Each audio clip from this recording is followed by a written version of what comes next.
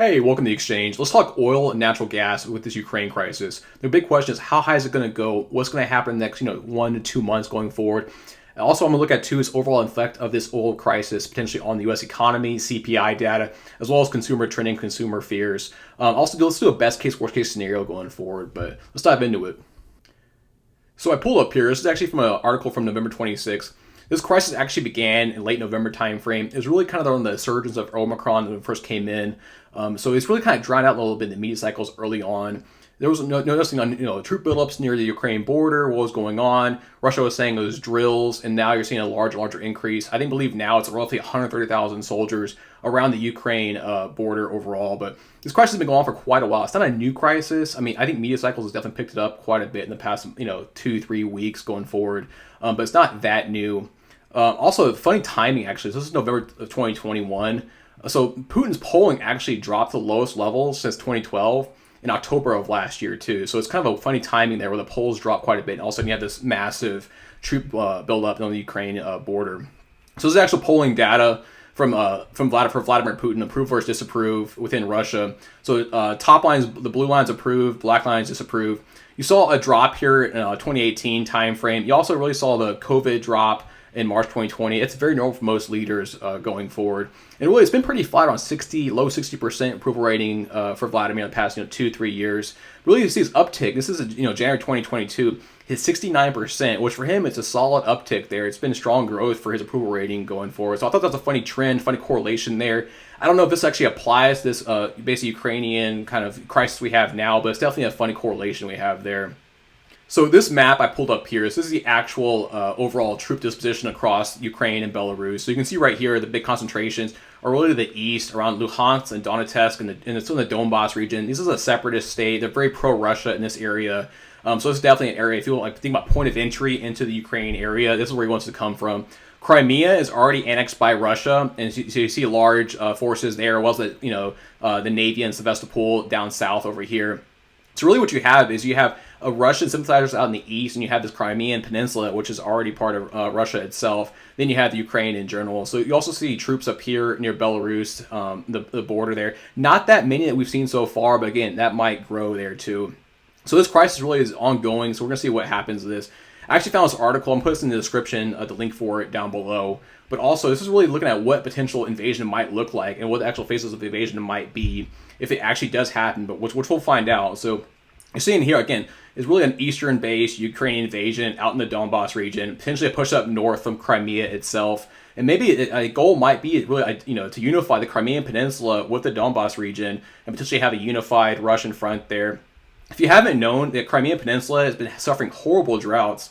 The droughts you've seen, really have been a lack of access to fresh water. So the Black Sea down here is actually a saltwater lake or saltwater sea down there, so they can't use that as a water source.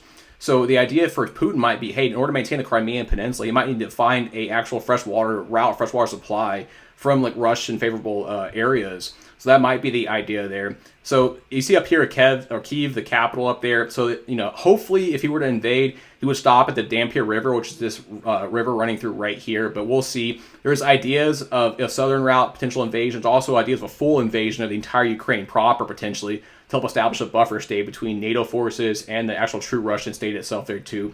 But I'm going to drop this in the actual comments below, or the description below, that way you guys can access it on your own time. But let's dive next into the actual oil itself here too, what it actually looks like going forward. So this is from EIA.gov. It's US Energy Information Administration .gov. You can pull this up. It's a short market overview. And really what you're seeing here is production and consumption, so supply and demand.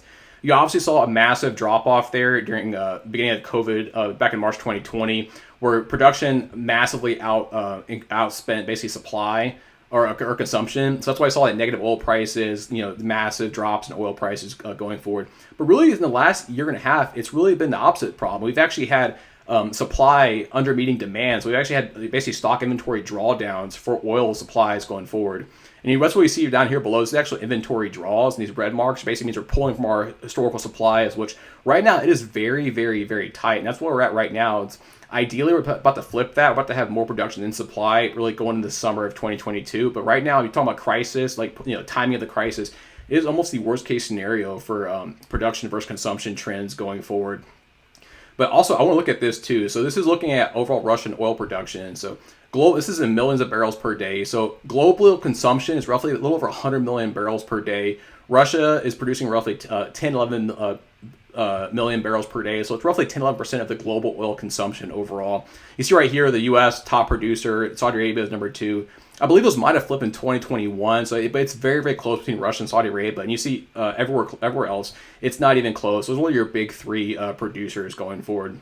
And really the big fear is, hey, if Russia actually invades or partially invades or disrupt there, is what's going to happen potentially with sanctions from the Biden administration as well as from NATO in general there too. What's going to happen going forward? And how bad is the supply going to drop off going forward? So this, I'll also pull this up chart up too. This is basically an options tracking chart. This is from EIA.gov. Same thing. They basically do like based on option pricing and option data, looking at, hey, forecast for prices going forward. And we see right here this graph, and the numbers are down below. We'll look at those in a sec. But really, it's a 95% confidence interval. So upper bound and lower bound. How high could the price go? How low could the price go? So if you scroll down here, this is the actual forward-looking data highlighted in gray. So from April 2022 to December 2023.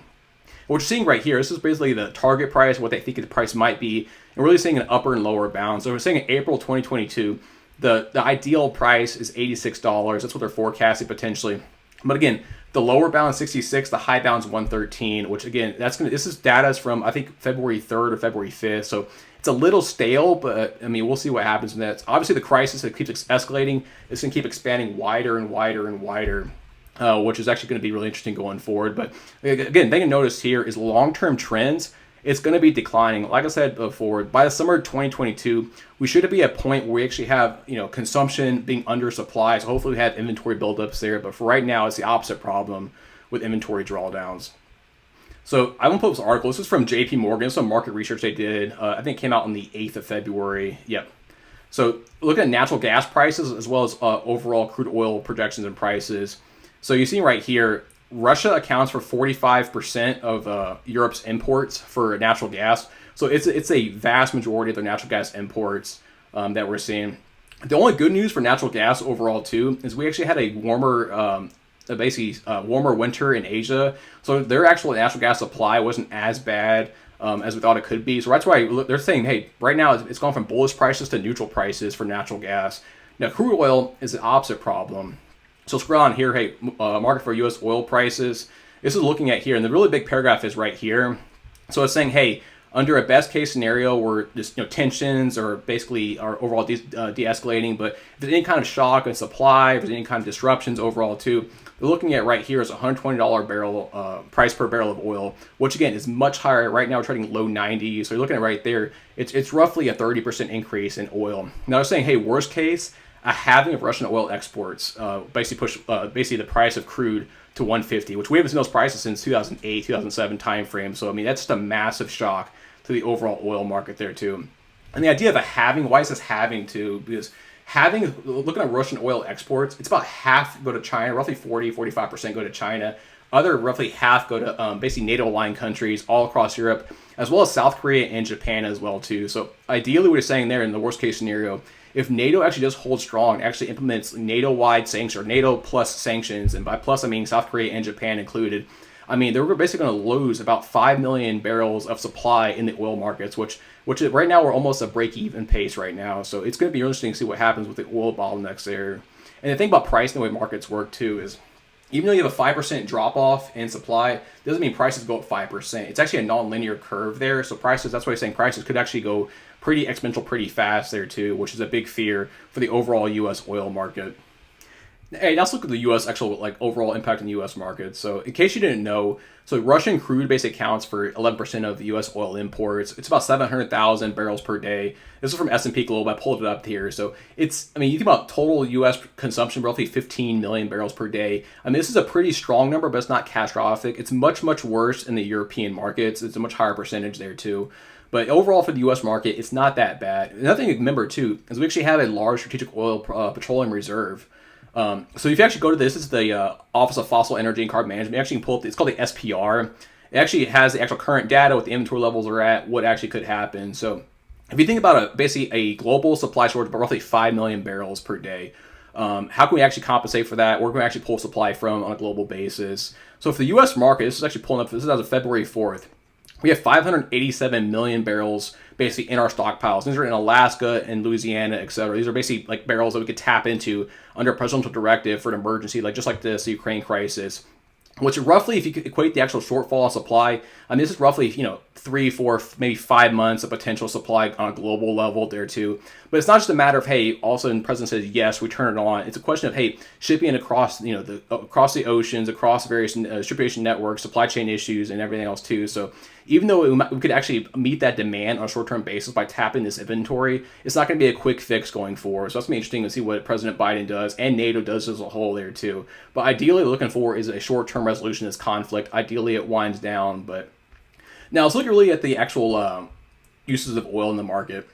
So this is oil, basically where it goes into.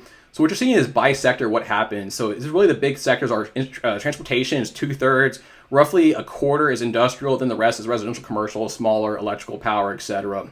And transportation is the big issue there. So think about your ships, your trains, your planes, your automobiles. I mean, these are the immediate effects. So you think the stock market right here, you're thinking right here is, hey, what's the immediate effect going to be of an oil shock? It's going to be, obviously, it's planes and cars going forward. Immediate price increases at the pump you're going to see.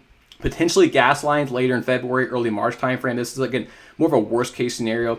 Industrials, think your plastic, your oil-based commodities, you're going to have to actually make those either finished goods or work in progress goods going forward. Everything from small things from Amazon.com to large-scale plastics and large-scale petroleum devices. I mean, you got to think about healthcare too. Think about your actual mask you wear for COVID masks. Think about various like bandages, everything else too. I mean, these are all interrelated to the actual petroleum industry. And that's why it's so critical. If prices shoot up, you're going to start seeing price increases across the board all over the place. So one thing I want to point out too, so I mean, look at the actual JP Morgan article. It said roughly a 40 to maybe 50% increase in crude oil prices, which again, that's a massive increase in a month given potentially the crisis we have now. But looking at the CPI data, which came out last Friday, it was 7.5% inflation print was pretty high. It wasn't scary high. I did a video on that, how we might be near peak inflation. Now this potentially changes the entire dynamics of that though too, because oil and gas as a whole is roughly 7.5% of basically the weighting of CPI. So you think about a portfolio, if you have one of your like portfolio companies shoot up 50%, I mean, that's still a massive increase across your entire portfolio, even if it's 7.5% of your actual total allocation. So we're looking at here, if we have a 50% increase in the cost of crude oil, it's roughly a 3.5, maybe 4% increase in CPI data. So if you're looking at immediate shock rate effects for potentially a March CPI report, I mean, you could be looking at like 10.5, 11%, maybe in the upside. And that's initial shock though too. Now, once it actually spreads to the various parts of the economy, from your car, you have the pump to grocery store items to shipment costs, etc. I mean, it could be another 2, 3, 4% on the back end there too. So the big worst case scenario is all of a sudden we have an April print, a March print of 10, 11% on year-over-year inflation rate. Then April hits, also we have a 14, 15%, super hot number. And what's going to happen potentially with Jerome Powell and the Fed when they look at that, and they also look at this inflation, almost like runaway inflation, and all of a sudden they start getting really aggressive, very hawkish, and start doing emergency Fed rate hikes. So imagine going from, hey, also we have, outside of a meeting entirely, we go from over a weekend or over a day, and they go from, hey, 0% to 1% or 0.5% to 1.5%. I mean, this is just massive, massive pain. And the issue there is, I mean, this is a short-term shock though, but the long-term effects, well, I mean, it's going to last for months or potentially a year plus. Just think about if you raise rates even up to 1%. I mean, you're talking the housing market there is going to crash by 10 to 15% immediately, and potentially some long-term tailwinds that could crash down another 20% from the highs we have right now. You look at the actual auto market there too. Cost of debt is going to rise dramatically. Cost of goods in the grocery stores and your car are going to rise dramatically there too. So that's really the big fear what's going to happen. But I mean, looking at this, I think it's a very unlikely scenario. I think Putin knows the game he's playing. And he understands, hey, the Russian economy right now, GDP, is about 1/3 crude oil and natural gas dollars, and he needs those dollars. The Russian break-even rate for crude oil right now is actually $69 roughly. So anything above that price, he's making money. Anything below that price, they're burning cash. So he wants to maintain these high petroleum prices, but he doesn't want to cause such a crisis to the point where all of a sudden it spikes. Like in 2008, all of a sudden it crashes down back to $70s and $60 level there too. So I think he knows the game he's playing. I think the best case scenario you start seeing is really, I mean, you see his rhetoric in public where it's like, hey, there's no deals, no negotiations. We saw it over the weekend, which wasn't surprising. But I think ideally you have these backdoor deals, backdoor negotiations that look at these various people and be like, hey, let's get a deal, let's get this crisis resolved. I mean, ideally, what you want to see is troop levels come down from the Ukrainian border and start pulling those away potentially. But we'll see what happens. Definitely let me know your thoughts. If you like the channel, subscribe. Definitely give me a like if you like the video. But I'm probably do a follow-up video on this because this is a very interesting topic and it's very obviously top of mind. It's going to last for potentially all of February, all of March. Ideally, no invasion happens, but you never know with Vladimir Putin what's going to happen with him. But it's definitely, the fear is right now, and it's definitely growing day by day, article by article on CNBC or anything else, or the Wall Street Journal. But yeah, let me know your thoughts below, and have a good day.